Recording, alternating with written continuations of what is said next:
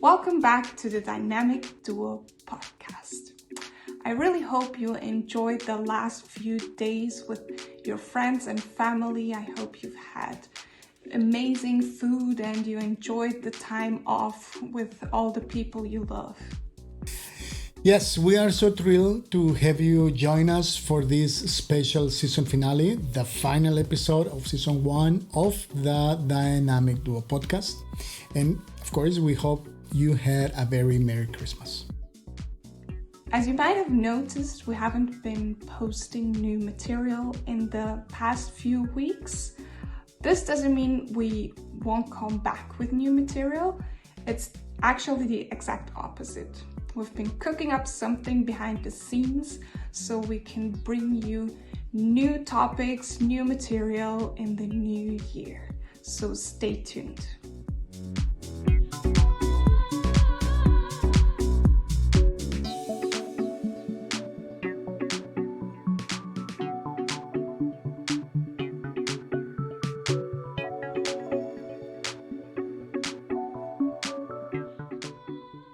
For this episode, we thought we wanted to bring you something to end the year and look a little bit back, reflect a little bit on what we've talked about so far. That's why we prepared an episode where Armando and I will talk about a few topics that became important to us during this year or that have been important to us for a long time, but we've realized new things during this year.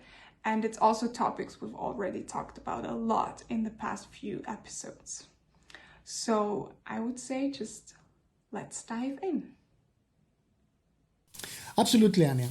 Today, we are reflecting on some standout moments and key lessons from season 1.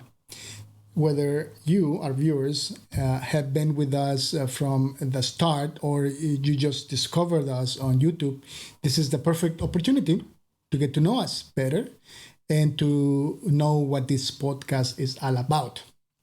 We also have an important announcement for all of you, so make sure you watch until the end of the video. And don't forget, please, we love to hear from you. Send us your comments. What were your favorite moments from season 1?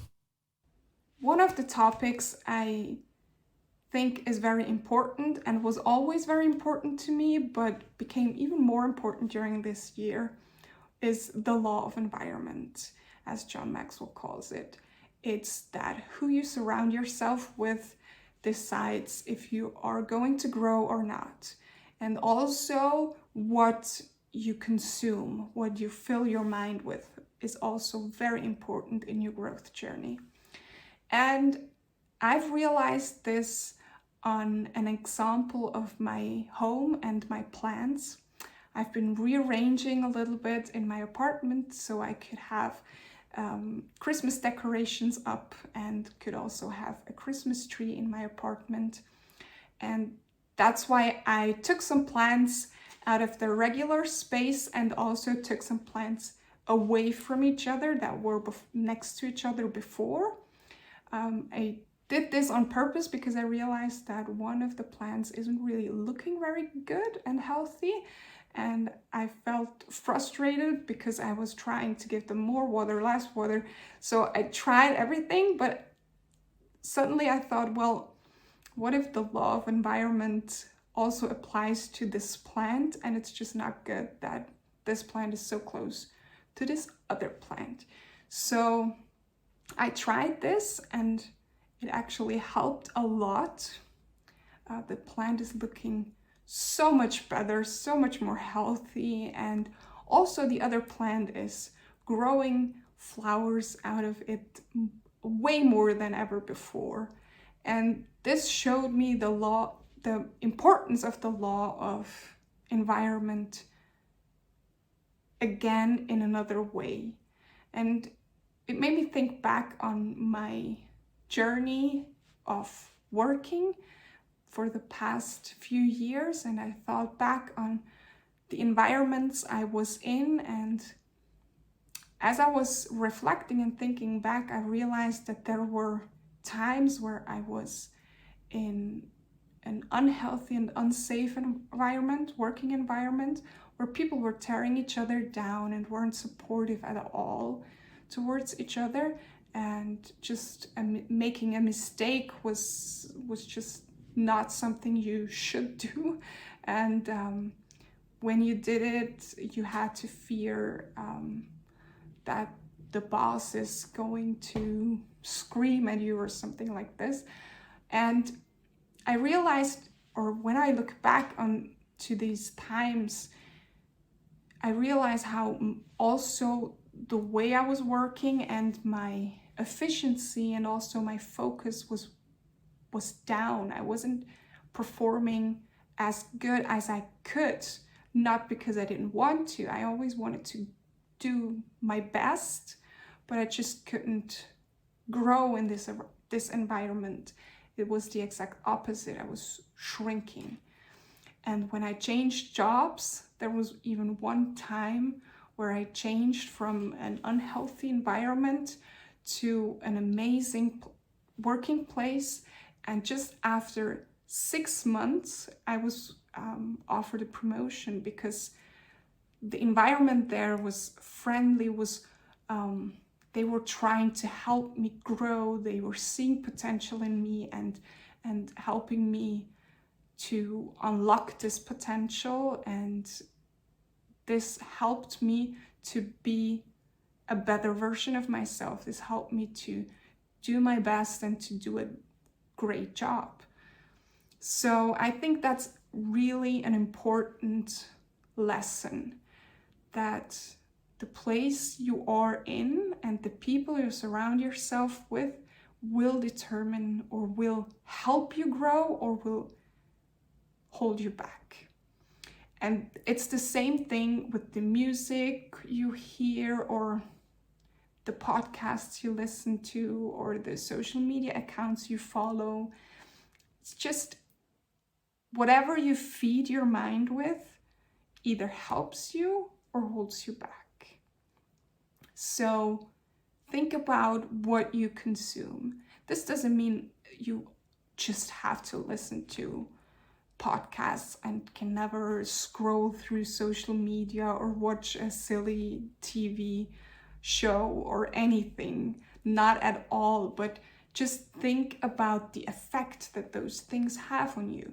Maybe a silly show can help you relax, and that's amazing. But if you realize that you watch a show and you feel worse after it, or it makes you spiral into thoughts that are not helpful for you, then maybe you shouldn't watch this particular series or this particular show. So watch or reflect on what you consume, so you can consume the things that help you grow, that help you feel good, that help you, just be the best version of yourself, instead of things that tear you down or make you feel bad or make you feel not good enough or things like that.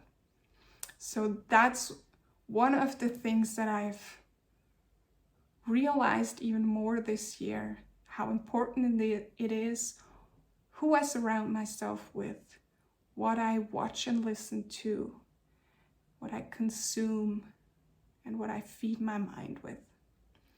So for the next year, I would encourage you to think about these aspects of your life and maybe reflect before the new year starts and cut some things out that you can. You can't always cut everything just out, and that's not necessary, but start with the things that you can do.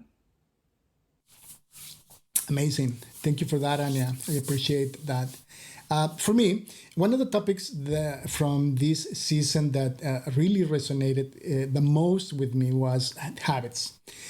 Habits are the small, consistent actions we take every day that shape who we are, how we live, and even the legacy we leave behind. They might seem simple, but when aligned with our core values, they become the foundation of our growth and success. For a long time, I believe that big achievements require big efforts and massive action steps. For example, I would set ambitious goals in the area of fitness, like exercising for 90 minutes a day. But life's busy. Life's obstacles will get in the way, and eventually, I would give up, and motivation faded away. And in this sense, my plans fell apart.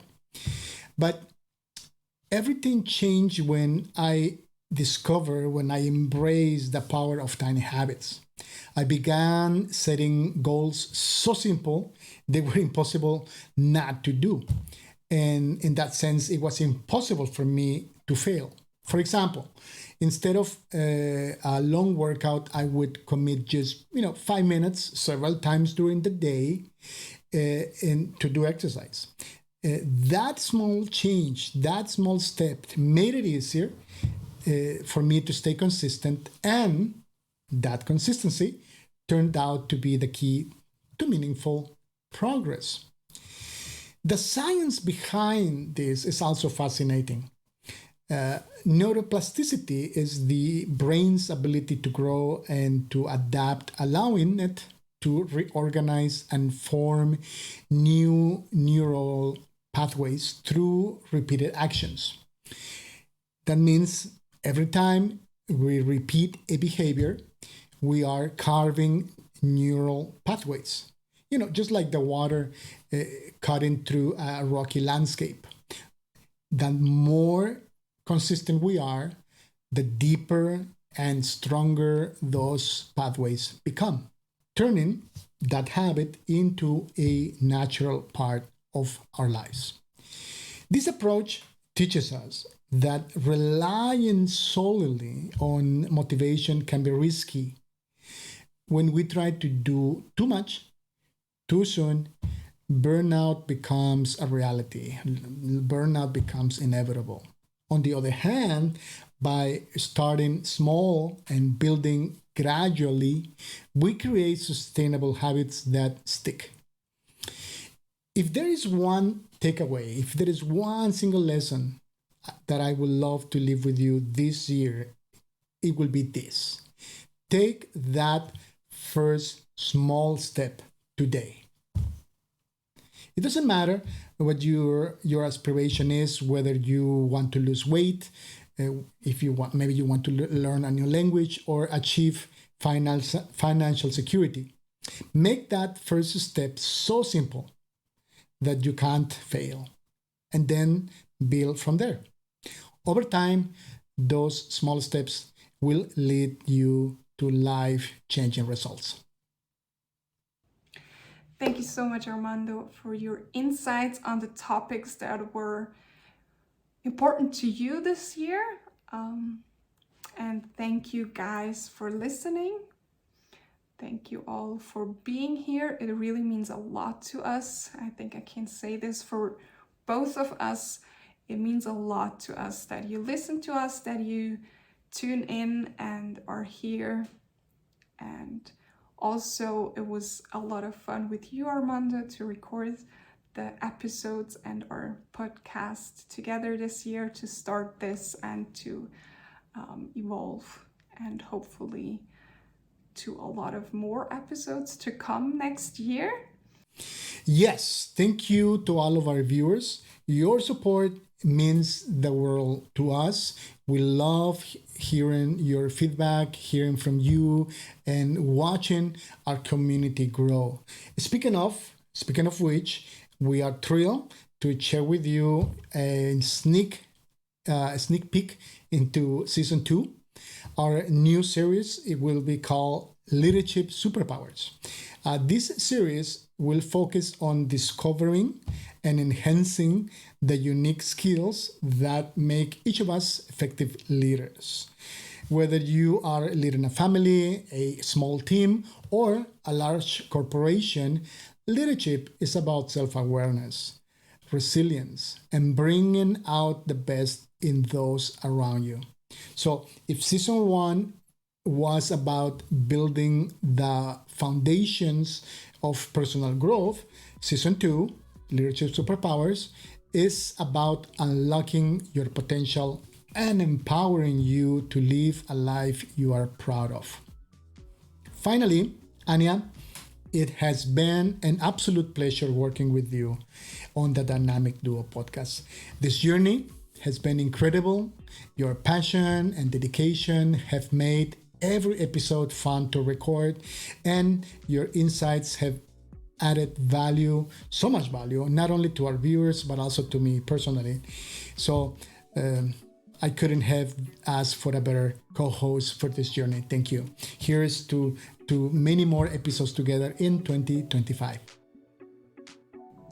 So before we end this year, I just want to say have a successful and blessed day and Happy New Year.